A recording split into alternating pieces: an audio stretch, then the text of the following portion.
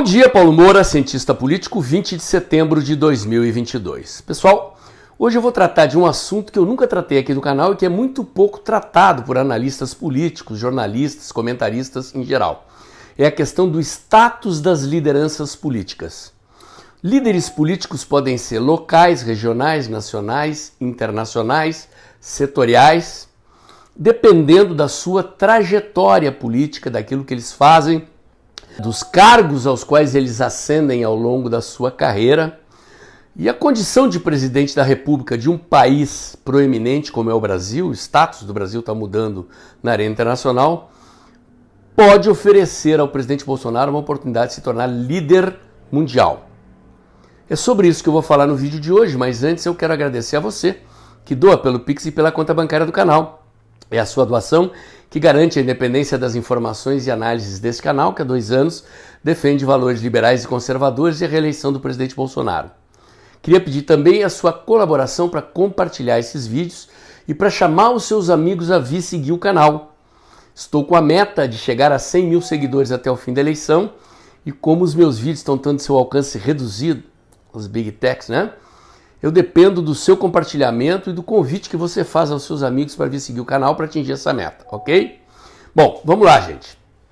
Como eu dizia na chamada, as lideranças têm um status que diz respeito ao alcance regional ou setorial da sua capacidade de liderar segmentos de uma sociedade ou grupos e comunidades inteiras, tanto no âmbito local, regional, como nacional e, eventualmente, internacional. Para isso é necessário ter estratégia política e estratégia de comunicação. E, obviamente, é preciso ter matéria-prima, é preciso ter um líder com carisma, com uma visão diferenciada do processo político, das relações internacionais.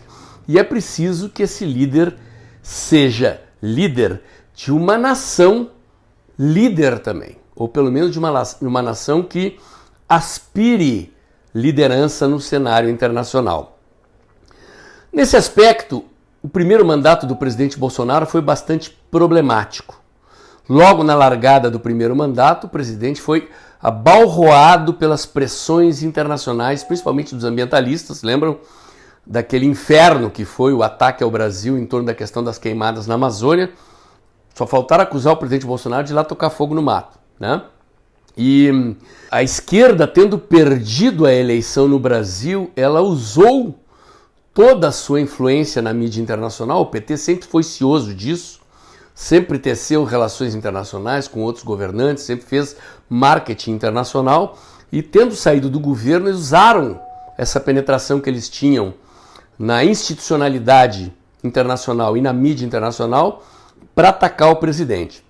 O governo teve problemas de comunicação também, foi uma das áreas em que o governo teve mais dificuldade, digamos assim, para lidar com os problemas herdados de contratos, de agências, que eram desde a época do Lula ainda, nem da Dilma, que recém esses contratos estão sendo refeitos, problemas de boicote dentro da máquina e problemas de incompreensão da equipe do presidente Bolsonaro, eram todos neófitos na arte de governar, sobre como lidar com comunicação de governo, né? Havia uma impressão inicial que seria possível lidar com comunicação de governo apenas com a internet, porque o presidente havia vencido com isso, e a comunicação de governo é algo muito mais complexo, requer uma estratégia e uma política muito mais ampla e sofisticada do que apenas fazer marketing digital do presidente. Acho que essa compreensão amadureceu. Felizmente, tardiamente. Estamos pagando um preço até hoje por isso. Mas o assunto não é necessariamente a comunicação do governo. Esse é um capítulo do que eu quero falar aqui. Como se sabe, a situação criada no mundo pós-pandemia projetou o Brasil no cenário internacional.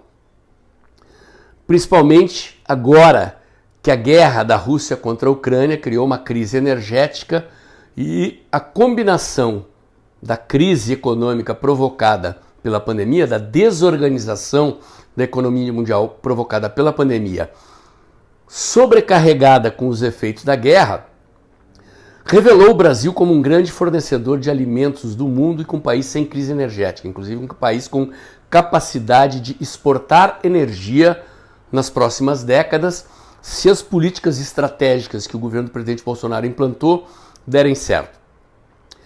Então, o que está acontecendo na arena internacional? Nós tínhamos, depois da queda da União Soviética, um mundo com o poder unipolar dos Estados Unidos. Essa ordem mundial acabou. A China está ascendendo no cenário internacional com pretensões imperialistas, forças armadas, expansão pelo mundo tentando deslocar os Estados Unidos da liderança, e a guerra colocou o Irã e a Rússia do lado da China.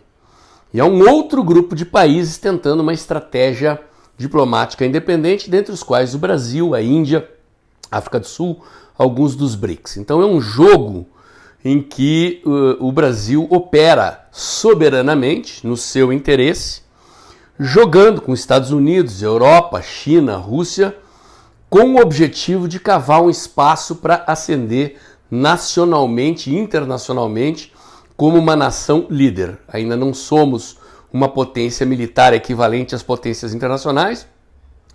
O governo Bolsonaro tem desenvolvido uma política de defesa importante, melhoria, modernização das nossas Forças Armadas, mas militarmente somos uma potência média. Estamos ali, acho que entre o 5º ou 7º poder armado no mundo em termos de armas, mas não temos armamento nuclear, temos ainda problemas com mísseis de longo alcance, com mísseis terra-ar, coisas que o Ministério da Defesa, o governo do presidente Bolsonaro está lidando, mas não existe liderança nacional e internacional sem forças armadas poderosas, para fins de defesa, não para fins imperialistas, não para fins de dominação, mas para fins de garantia da soberania nacional.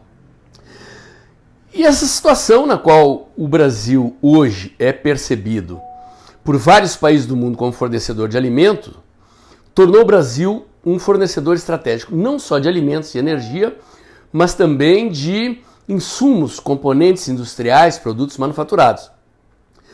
A pandemia e a guerra mostraram ao Ocidente que não é mais possível trabalhar com aquele conceito de que vamos comprar onde for mais barato, no caso, a China. A China fechou a sua economia na pandemia, ainda tem fechado, tem feito lockdowns setoriais, fecha portos, fecha cidades. Isso provocou escassez durante a pandemia pelo excesso de procura de medicamentos, insumos médicos, enfim, de outros produtos. Agora estamos vivendo uma crise na produção de chips, de semicondutores, de componentes industriais, e o Ocidente descobriu que é preciso deslocar as cadeias produtivas a partir do conceito de países amigos regionalmente próximos. Países amigos significam o quê? Democracias capitalistas, e o Brasil é uma. Próximo geograficamente, bom, o Brasil está mais próximo dos Estados Unidos e da Europa do que da China. Então o Brasil é um estuário receptor de investimentos internacionais, o ministro Paulo Guedes enxergou isso, está tomando medidas econômicas para atrair investimentos. Estamos fazendo uma revolução na infraestrutura que vai baratear e tornar mais ágil o nosso sistema logístico, nosso sistema energético, e isso coloca o Brasil como uma potência emergente.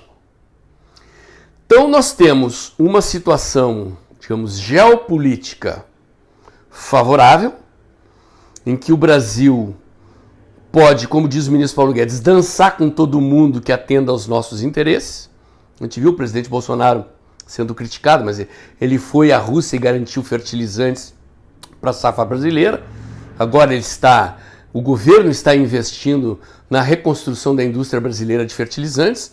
Nós vamos passar a produzir 65%, 70% dos fertilizantes que precisamos, inclusive vão ser exportadores.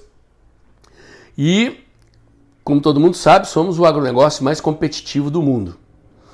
Então esse conjunto de fatores permite que o presidente Bolsonaro, reeleito, projete uma estratégia de se constituir como liderança internacional, o primeiro líder internacional vindo do hemisfério sul. Há uma mediocridade reinando nas lideranças do Ocidente. O mundo oriental lá tem 2 líderes de grande porte, sem entrar no mérito ideológico da qualidade, que são Xi Jinping e o Putin. E o Ocidente é essa mediocridade que a gente está vendo. Biden, Trudeau, eu aposto que ninguém aí sabe quem é a nova primeira-ministra da Inglaterra, Macron, são líderes fracos, Nenhuma altura de Ronald Reagan, de Margaret Thatcher, de Mikhail Gorbachev, de Helmut Kohl, que unificou a Alemanha depois da queda do Muro de Berlim. Essa safra de lideranças ocidentais acabou. E o Ocidente está carente de uma liderança. O presidente Bolsonaro era um líder de um segmento conservador da política brasileira, na época em que ele era deputado. Ao virar presidente da República, virou líder nacional. E do ponto de vista internacional, ele é uma referência dos conservadores no mundo. Não é ainda um líder internacional com essa estatura. E para isso, para aproveitar a oportunidade que pode se abrir com a reeleição do presidente, eu defendo que os estrategistas políticos e de comunicação e marketing do governo do presidente Bolsonaro, os assessores do presidente Bolsonaro, alô Felipe Martins, já falei com ele sobre isso, tracem uma estratégia para projetar o presidente Bolsonaro na arena internacional. Essa estratégia é uma estratégia política, ou seja, o presidente terá que dedicar uma parte da sua agenda à diplomacia internacional, diplomacia presidencial, quer dizer, deixar o comando da diplomacia brasileira na mão do presidente, não do Itamaraty. O Itamaraty está cheio de burocratas carcomidos, formados numa mentalidade que ainda não acompanha as mudanças do cenário internacional. Então o presidente precisa se colocar diante das crises internacionais com posição, precisa continuar batalhando para botar o Brasil com assento permanente no Conselho de Segurança da ONU. Precisamos entrar na OCDE, Organização de Comércio Internacional, coisa que está sendo feita, já conduzida pelo ministro Paulo Guedes. E nós precisamos de uma estratégia de marketing, de comunicação internacional. E isso pressupõe algo pensado e planejado com antecedência para ser executado no eventual segundo mandato do presidente. Deus queira que o presidente se reeleja, estamos fazendo tudo para isso, ok? Seria, como eu disse, o primeiro líder mundial emergindo do hemisfério sul. O PT tinha pensado isso para o Lula. O PT estava preparando isso. Vocês veem que o Lula frequentava os palácios internacionais, frequentava a mídia internacional e, inclusive, como eu disse aqui no início do vídeo, até hoje o PT usa esse capital construído nos 2 mandatos do Lula, inclusive no mandato da Dilma, né, que ele ficou solto, não era presidente, para viajar o mundo, para construir essa liderança. E essa liderança foi derrubada, foi interrompida pelos escândalos de corrupção, pela prisão do Lula e pelo impeachment da Dilma.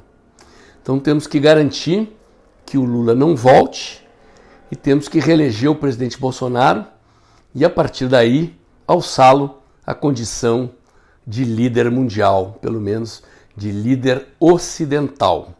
Meu comentário de hoje era esse. Se você gostou, curte, comenta e compartilha. Bota o dedãozinho lá. Aperta o sininho para o YouTube avisar você quando tem vídeo novo no canal. Inscreva-se aqui no meu canal. Inscreva-se também nos meus canais alternativos, o Dextra by Paulo Moura do Telegram, o Dextra Jornalismo da COS.tv. Acompanhe meus comentários diários no canal Tempo e Dinheiro, do jornalista João Batista Olive, de segunda a sexta-feira, um pouco antes das 2 da tarde. E lembre-se, o vídeo está acabando. Dê uma baixadinha aí nas doações do Pix, viu? Eu sei que muita gente deu um extra lá para bangar minha viagem ao Rio de Janeiro. A gente precisa manter a receita do canal equilibrada, tá? Qualquer valor é bem-vindo. Depois da vinheta aí, abre o aplicativo do seu banco e pinga o seu Pix. E lembre-se, eu preciso que você compartilhe os meus vídeos e que você convide os seus amigos para vir seguir o canal, para me ajudar a chegar a 100 mil seguidores antes do final dessa eleição. Até a próxima.